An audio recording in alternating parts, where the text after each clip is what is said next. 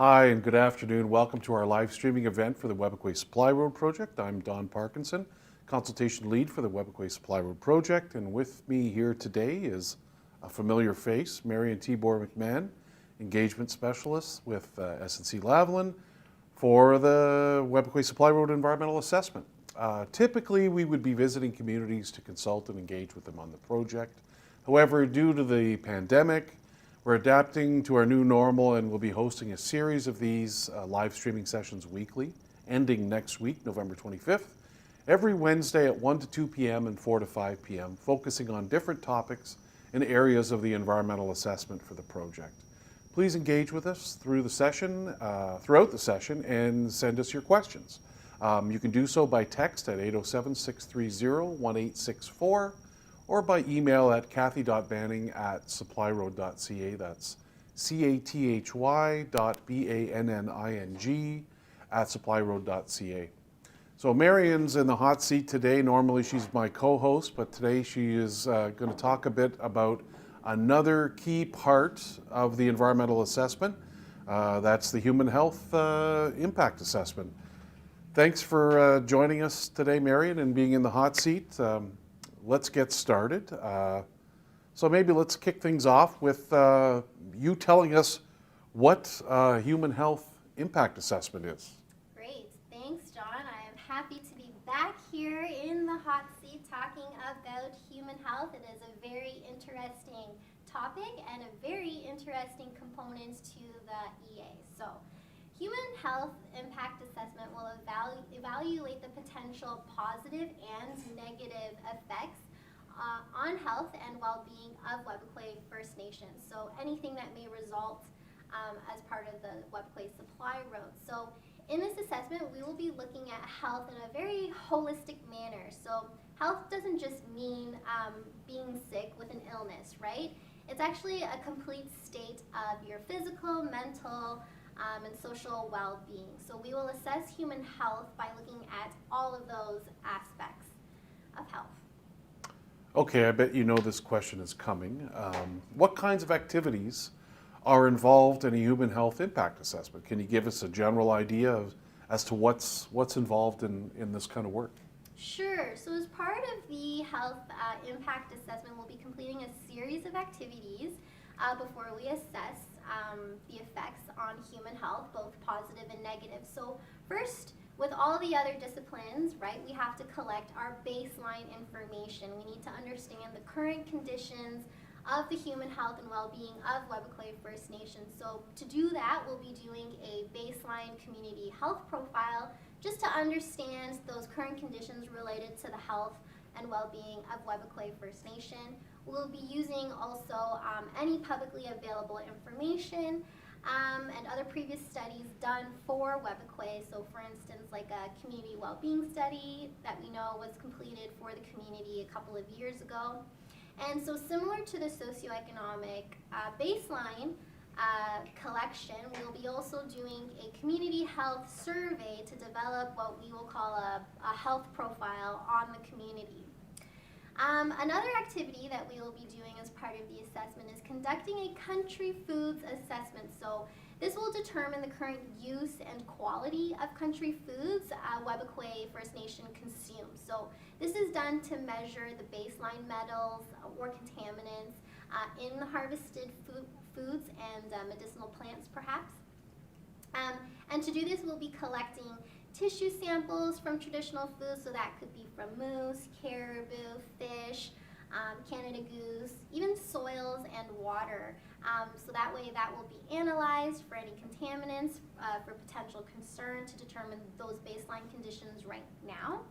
And then we will also be conducting a human health risk assessment. So this determines the human health risk, and we'll be doing this by using like a worst case scenario to compare to. And then we'll be evaluating the risk of exposure to determine whether there is potential for adverse human health impacts as a result of the supply road. So what kinds of information will you be collecting as part of the community health profile part of it? Okay, so we'll be collecting information on a variety of things related to human health. So harvesting is going to be a big component of the profile. So, what kind of foods do they harvest? What kind of species are they harvesting? When and how often are they doing it? And how often are they consuming those country foods? We'll also be looking at water. So in terms of water quality, are they even using the water found in their homes, the tap water, or do they collect water from springs or anywhere else? We'll be looking at recreational activities just to get an understanding of their physical health and well-being. We do understand that community members do practice traditional activities, but are there any other activities that community members do to keep up with their physical activity? We'll also be asking questions around diet. So how do they obtain their food in addition to harvesting traditional foods, right? Are they getting commercial foods? And if so, what kind of foods are they purchasing at the northern store or wherever they're getting their commercial foods? So, Marian, what's the purpose of the human health surveys that community members are going to be asked to complete as part of this work? So as I mentioned earlier, it's to collect baseline information. We need to establish the current health and well-being conditions of Webequie community members so that we have something to compare to should health impacts, positive and negative, be determined as a result of the road. So will you be focusing specifically on potential human health project impacts to Webequie First Nation community members? Yes, we'll be focusing on Webequie First Nation community members. So since the supply road is within the territory of Webequie, we feel as though that the community will be the ones experiencing the most acute human health effects as a result of the project during construction and operations of the road. Okay, here's another one for you.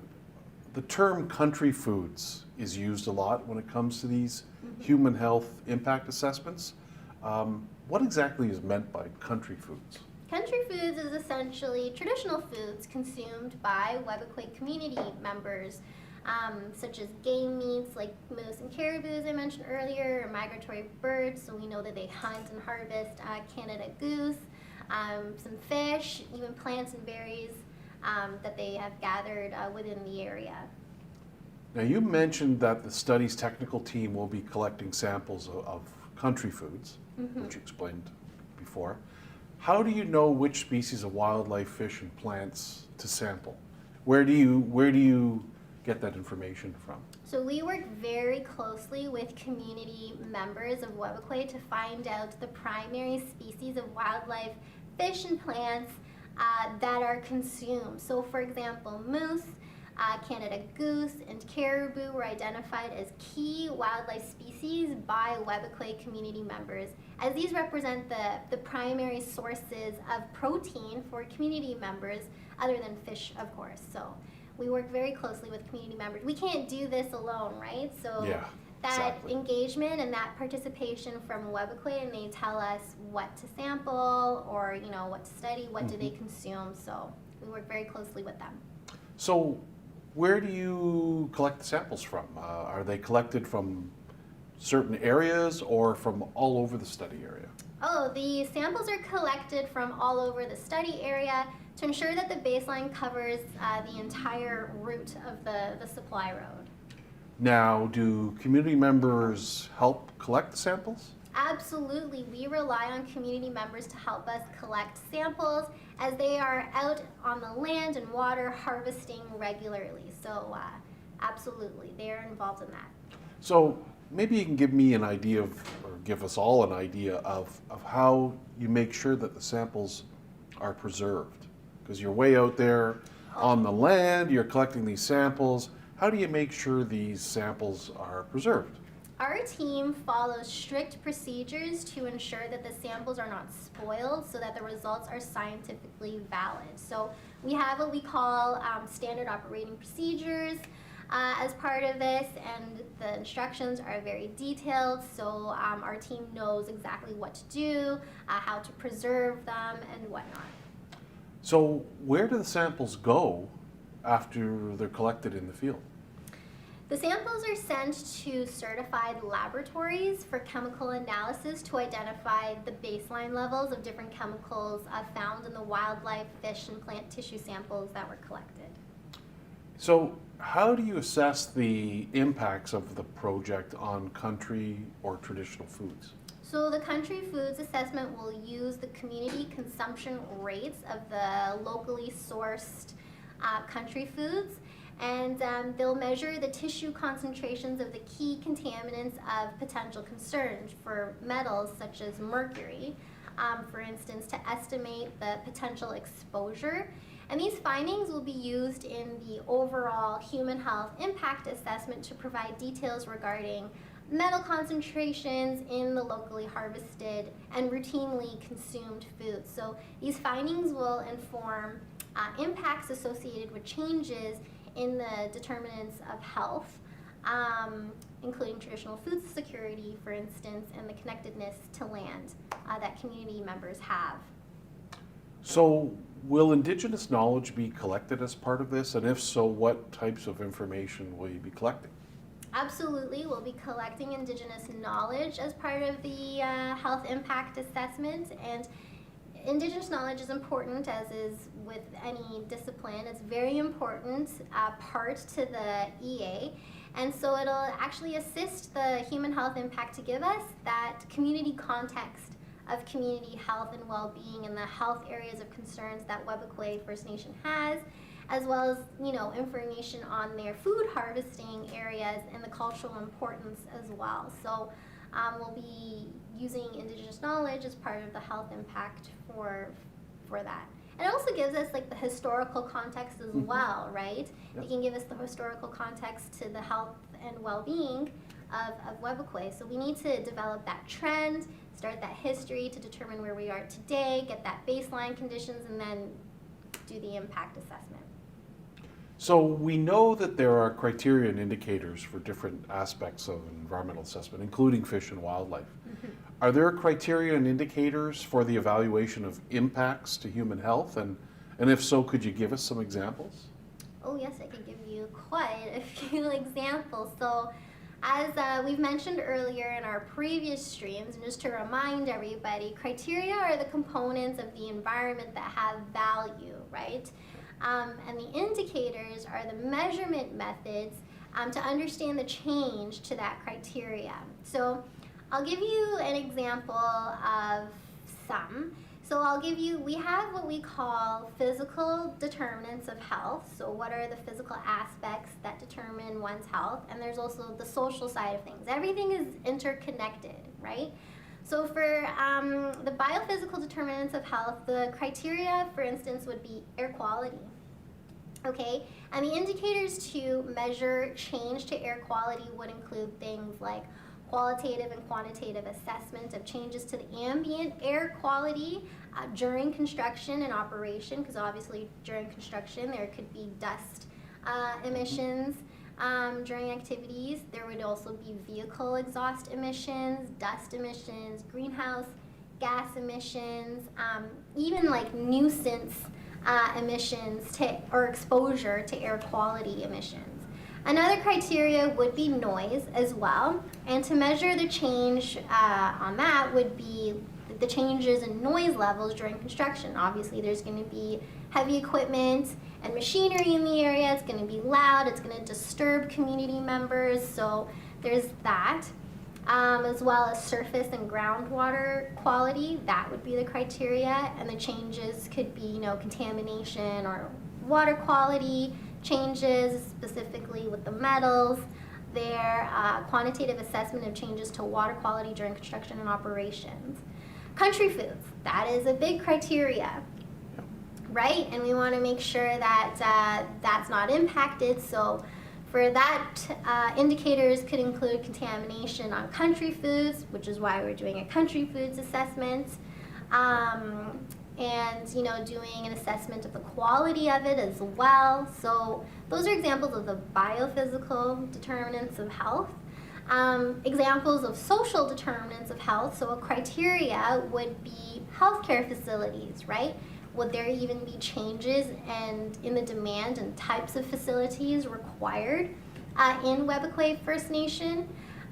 There's also things like visual, visual landscapes and soundscapes, that are valued to community members could be disturbed during construction, right? With all the activities happening, with the heavy equipment and the noise and everything. It could even, disturbing to look at. Obviously, you have this pristine land and then boom, there's heavy equipment right there constructing a road.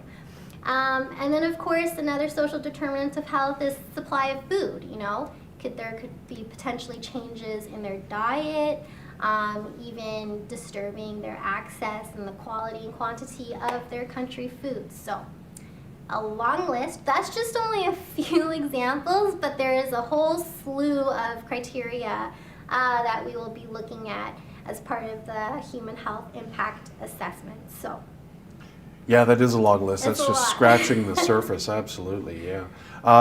Okay, now our final question. You've answered a lot of questions already so far.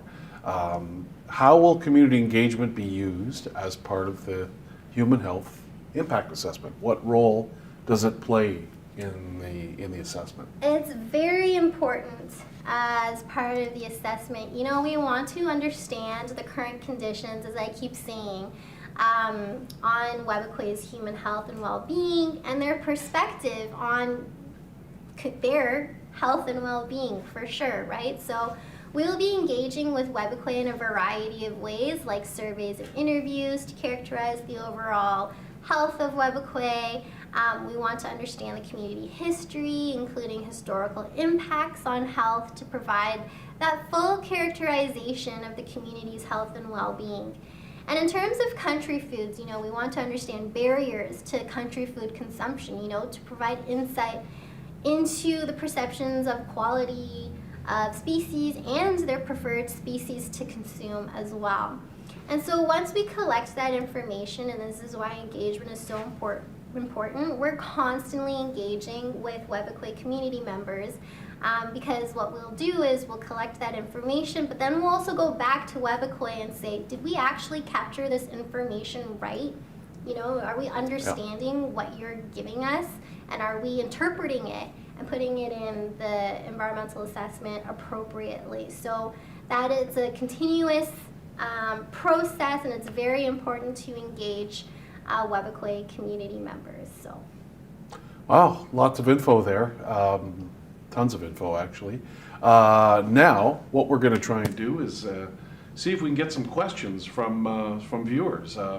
Again, you can text your questions to us at 807-630-1864 or email them to us at kathy.banning@supplyroad.ca. That's CATHY.BANNING@supplyroad.ca. So please send us your questions.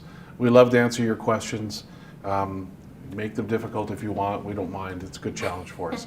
So now what we're going to do is we're going to show you a couple of videos. The first one is going to be a video that talks about Webekwe's three-tier approach, which is how Webekwe wishes to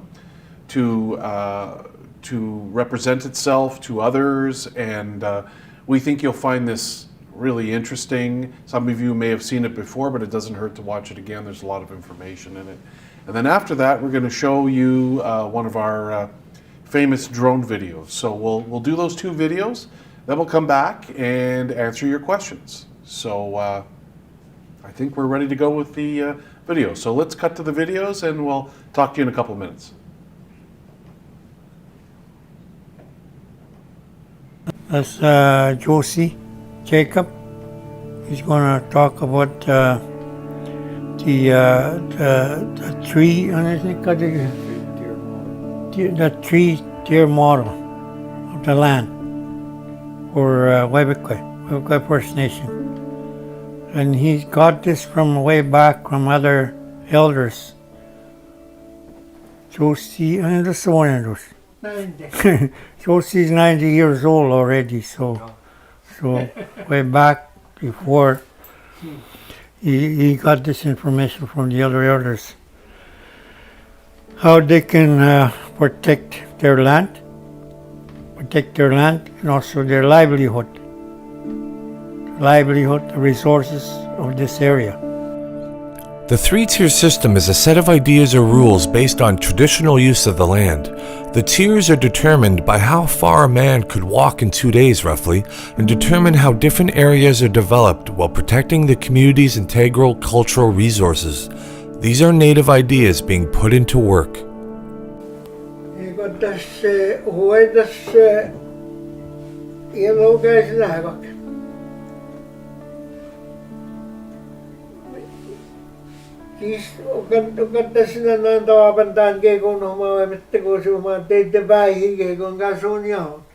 It says the yellow mark, the color yellow, is for the economic development, the resources, and whatever the people, the non-native people are looking for minerals, just let them do it. Just let them look for the minerals.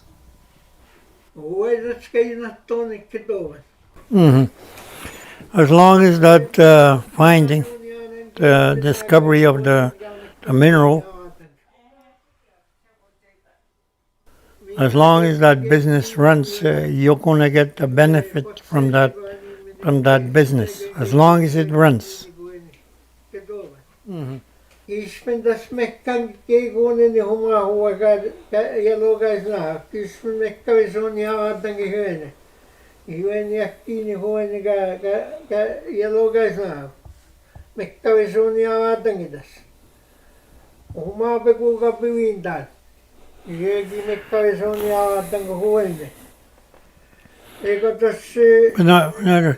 If they discover or they find the mineral around that green mark, they have to come here to the community. They have to come and discuss the findings of that mineral.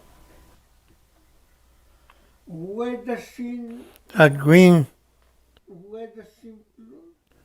green circle there, you can't give that away. You have to keep that for the community. So that's all the benefits are going to come from.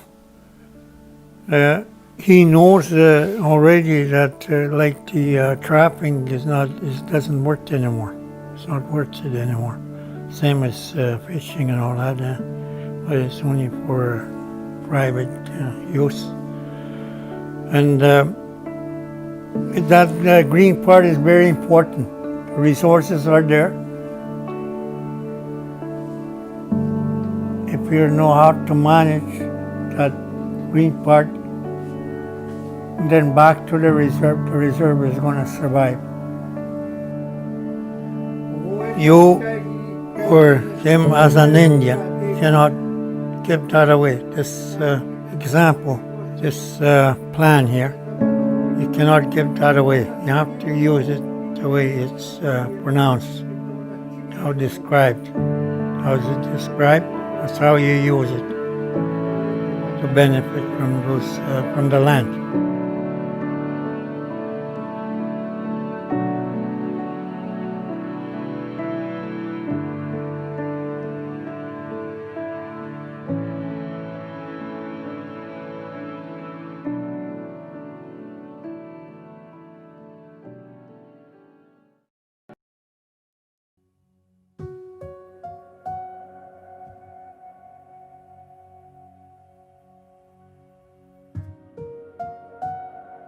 One of the purposes of the EA, or the environmental assessment, is to look at natural spots like this, filled with beauty and used by the community, and to come up with concrete solutions as to how we can protect it.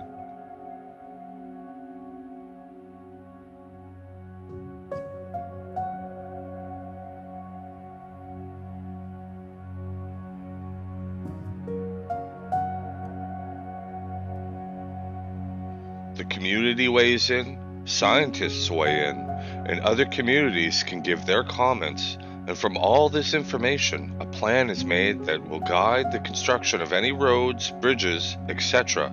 to cause the least damage.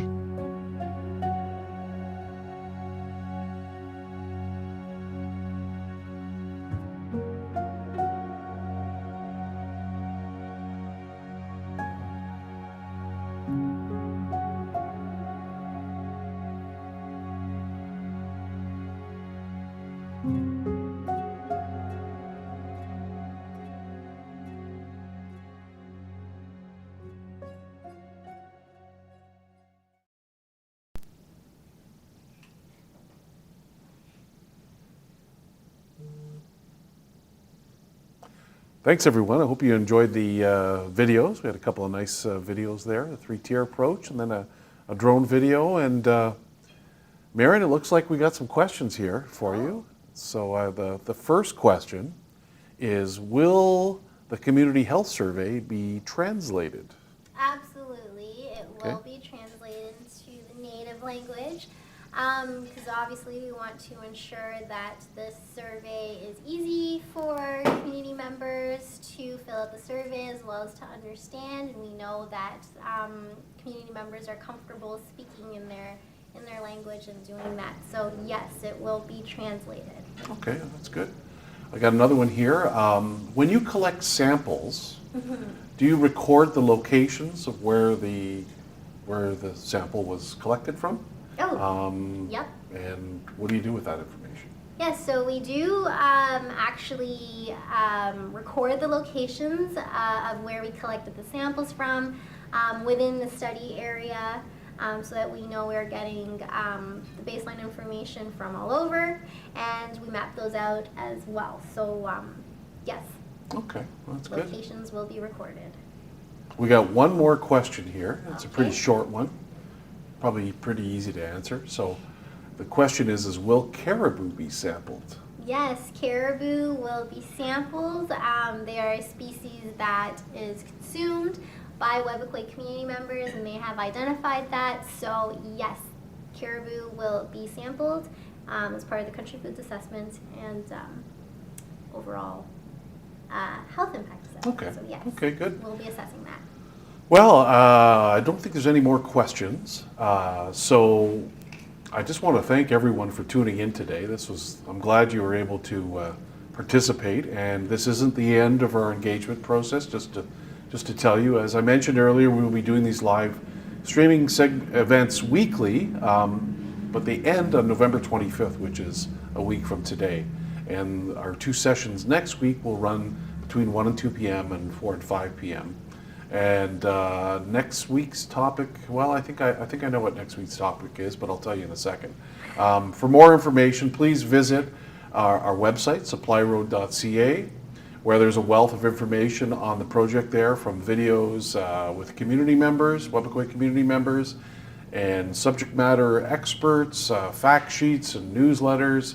You can also subscribe to our newsletters and receive project updates as the project progresses. Don't forget to follow our Facebook page, Supply Road, where you can get updates on future live streaming events and information. Thanks everyone for joining us today. Please stay safe and healthy, and we'll see you back here next week for our final live streaming session for now. And next week, what we're going to do is review the questions that you've asked over the last few weeks. So it'll be sort of like the summary of our streaming session. So I think it'll be helpful, and there'll be tons of information in there as well. So, and of course, we'll throw in a couple of our great videos as well too. So thanks again for watching, and we'll see you next week, or maybe at 4 p.m.